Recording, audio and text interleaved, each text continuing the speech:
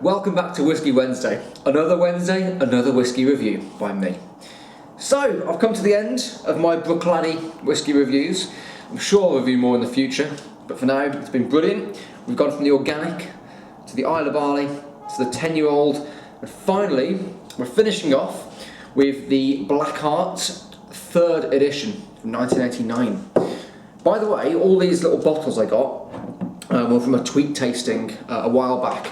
Tweet tastings, if you go to thewhiskywire.com, really good way of trying some whiskies. So I've been saving these especially for the review.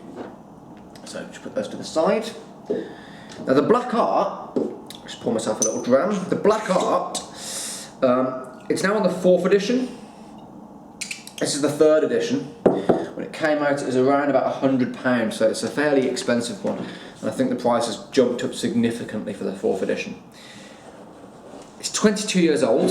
It's bottled at cask strength, I believe. This is 48.7%.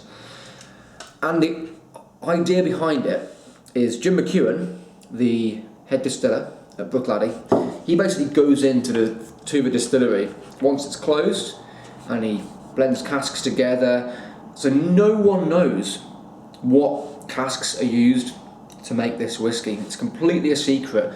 And Blackheart, it relates to basically him going in after dark and making magic with the barrels.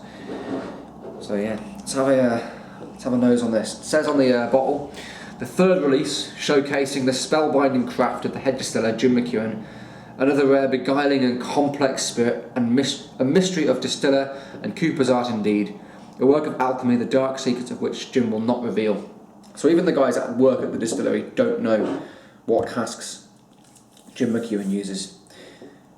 It's natural colour, and that is a wonderfully coloured whiskey, isn't it? 22 years old, 1989. Wonderful colour. Kind of copper, dark amber, rust. Beautiful. So, let's give it a nose. I remember really enjoying this one at the tweet tasting, so I'm looking forward to trying it again.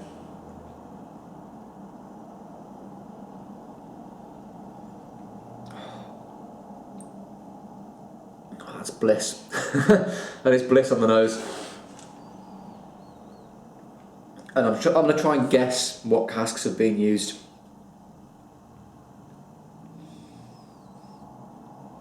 Definitely sherry casks. So there's a sherry note to it. I'd hazard a guess at port casks being used as well. There's definitely kind of a porty smell. Maybe even Sauternes cask. Sweet pudding wine from France, I think they've used Sauternes casks. Again, this could be completely wrong, but you get that kind of honey note. There's bourbon cask, I think there's bourbon cask used there as well, so notes I'm getting, kind of juicy apple Presley, a juicy fruit. There's that big sherry influence, so dried fruit. It's quite elegant as well. So I'm smelling kind of red wine, tobacco, sticky toffee pudding. There's a kind of fruity tobacco, so I don't know if you guys have ever smoked a shisha, which is that kind of, it's like tobacco molasses, really kind of sticky fruit tobacco. There's that, so kind of gorgeous tobacco molasses, sweet sticky fruit, kind of dates, also coconut as well. And this is a really challenging whiskey. It's not something that you can really rush. It's one to really take your time over and get to know over the course of a whole evening.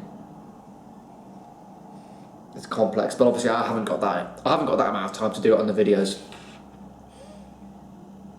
Right, let's give it a taste.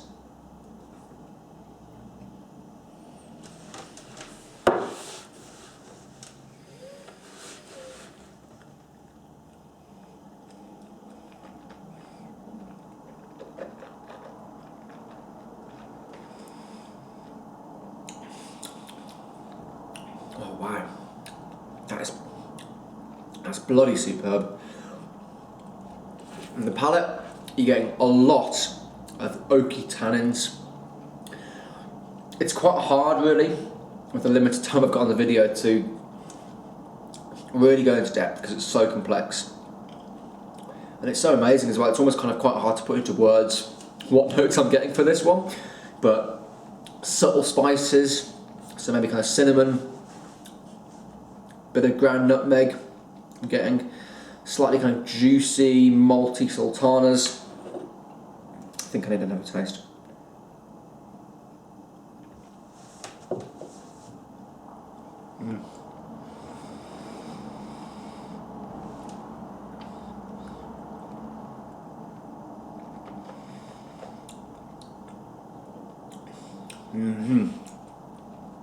Second taste, I'm getting bitter chocolate, I'm getting rose water,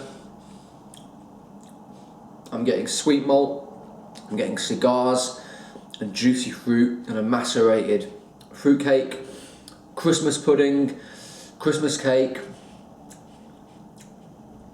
a kind of fruity coconut note comes back through again. One more taste for the finish.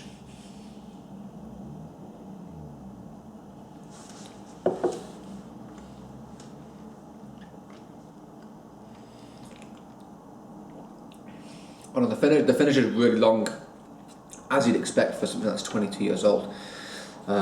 Finish, just big, juicy fruit. So, Black Forest Gatto, Sherry Trifle, kind of almost like a really fruity beer. You know, you get a kind of strawberry beer or banana beer. It's that kind of, you get the maltiness, but all the loads of fruitiness as well. And lots of tannins. It's quite drying as well. It's a superb whiskey. Doing my 5-minute, 10-minute reviews, I can't really give it the time it deserves. So I'm going to take this and go and sit down and really, really, really enjoy it. So it's a 9 out of 10 for the Bruichladdich Blackheart 3, 22-year-old. Seek out the Blackheart 4, which is available. Let me know what you think. If you've had any of the whiskies that I reviewed over the last 4 weeks, let me know. 10-year-old, Laddie 10, Isle of Barley 2006, and the Organic. If you've had any of those whiskies, you see in there. If you've had any of those whiskies, let me know. Leave me a comment. Let me know what one is your favourite as well, because I know Bruichladdich is a really, really popular distillery. As always, please share the video, and I will see you next week. Cheers, guys. Bye-bye.